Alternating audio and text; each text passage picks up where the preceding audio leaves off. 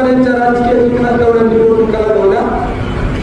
त्यापेक्षा निश्चित एका सर्वसामान्य कुटुंबातल्या एका शिक्षकाच्या मुलाला एका शेतकऱ्याच्या मुलाला खासदार करण्यात साहेबांना जो आनंद झाला असेल तो या इतक्या निवडणूक अतिशय काटेकोरपणे पार पडली सगळ्यामध्ये कायदेशीर भाषा मला खऱ्या अर्थाने आता निवडणुकीत करावी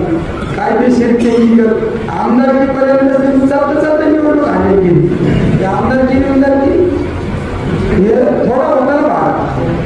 म्हणजे चालू मीच मॅनेज करायची यंत्रणा सगळं मला काही एवढा अनुभव पण इथं तर वकिलापासून मला सामोरं जावं लागलं पण सामोरं जावं लागलं म्हणजे मला कळलं होतं निवडणूक नोटीस येते त्याला उत्तर द्यावं लागलं तर ती सुद्धा साहेबांनी मला नोटीस आल्यावर मला कळलं नाही पण नंतर कळलं मला इतक्या वेळा नोटीस आल्या आणि त्याला उत्तर पण दिलं म्हणजे किती मायक्रो प्लॅनिंग काय नाही तर मी चिंतित झालो होतो का मला हे या टेक्निकल खरं नसतं का मला वकील घ्यावं लागलं निवडणूक वकील लागतो एखादा हुशार आपल्याला नोटीस आल्या तर उत्तर द्यावं मी म्हणत जाऊ आल्या नोटीस त्या टाकून एवढं म्हणलं असतो मला कधी नोटीस आल्याला भानगडी केलंच नाही ना आले एखादं मला समज यायला कोर्टात तर पहिले यायचं आता नाही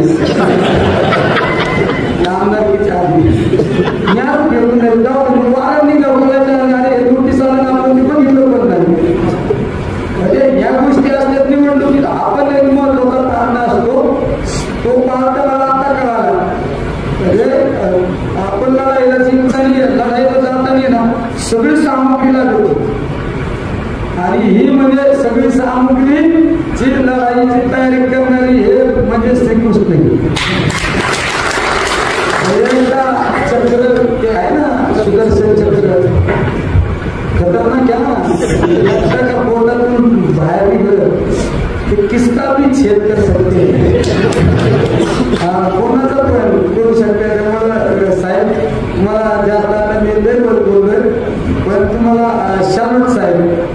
खरं तुम्ही मला कोण स्वर बसत नाही मी खातात पण लोक म्हणतात झालो आता तुम्हाला भेटलं तुम्ही सरकार केल्यावर मला अनुभव गॅरंटी पडली आता थोडं मार्गदर्शन साहेबकडे घेऊन करा आणि थोडा मी आळानी समजून घेऊ चला आणि पुन्हा एकदा साहेबांना मी खऱ्या अर्थाने पुन्हा एकदा धन्यवाद देतो तो थांबतो रामकृष्ण आंदोलन सुद्धा आता यांना विचारावं लागेल ना इतर 13 तारखेला निवडणूक झाली 14 तारखेलाच आंदोलन जाहीर केलं 14 तारखेला मला यांनी सल्ला दिला तू निवडणूक झाली याचा अर्थ तुला आंदोलन करता येणार उमेदवार ते काहीतरी डिस्क्वालिफाईड मला डिस्क्वालिफाईड डिस्क्वालिफाईडला पण पाठवलं मला तेवढं साहेब सांगितलं मी असं आंदोलन मोठं करतो ना तर नाही कोणाला मानकाला घेऊन देणार आमदार बंदे आणि सुद्धा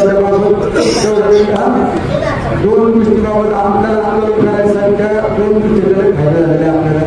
आणि जर आपण शेतकऱ्यांना नाही देऊ शकलो ना तर खऱ्या अर्थाने शेतकऱ्यांना कुठंतरी आपण सुद्धा आंदोलन करू इंग्रजीचं तुम्हाला ना माझ्या लोकसभेतलं जे पहिलं भाषण असेल ना इंग्लिश मध्येच असणार टीव्हीवर दिसत ना तुम्हाला टीव्ही चालू करून बसा आणि मग कळलं तुम्हाला इंग्रजी बोला का उर्दू बोला का